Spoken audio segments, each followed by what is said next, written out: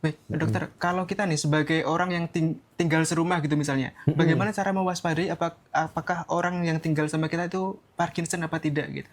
Tanda-tanda awal gitu Iya. mungkin, Dok, Tanda-tanda kayak awalnya ya. yang mungkin yang belum sampai gemetar atau kaku gitu, tapi ini kayaknya kok Yang harus bisa diperiksakan nih kayak Oh, gitu harus loh. diperiksakan. Iya. Oke.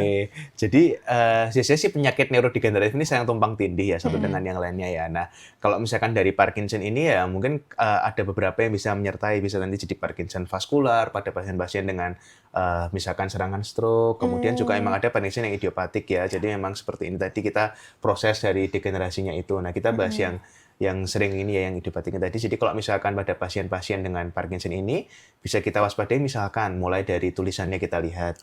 Jadi tulisannya itu istilahnya mikrografia ya, Sobat Sehat. Jadi mikrografia itu, dia tulisannya itu jadi semakin kecil gitu, terus rengket-rengket gitu, mepet-mepet gitu satu sama yang lainnya, terus habis itu jadi sulit untuk dibaca. Itu tadi. Kemudian ketika mungkin ada gangguan tidur yang tadi yang REM behavior disorder itu yang semakin sering ketika dia tidur dalam waktu fase tidur yang dalam tadi ya, ketika dia rapid eye movement terjadi, nah itu dia kok sering berteriak, terus habis itu kehilangan kendali, bisa memukul dan sebagainya itu.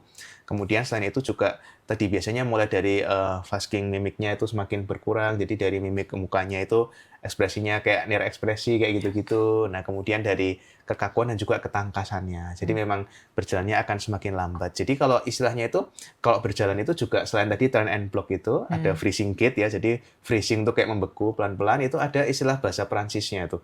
Marche à petite pace. Jadi marche à petite pace itu kayak orang jalan yang baris berbaris itu loh. Jadi kayak gitu. Itu salah satu tanda-tanda jalannya dari orang-orang Parkinson. Kemudian biasanya itu yang sangat kelihatan tuh tadi 3 ya. Jadi ada resting tremor, bradykinesia sama rigidity. Nah, kalau resting tremor itu biasanya kita bisa lihat orang tuh kayak kayak bikin puyer obat. Jadi namanya puyer rolling tremor ya.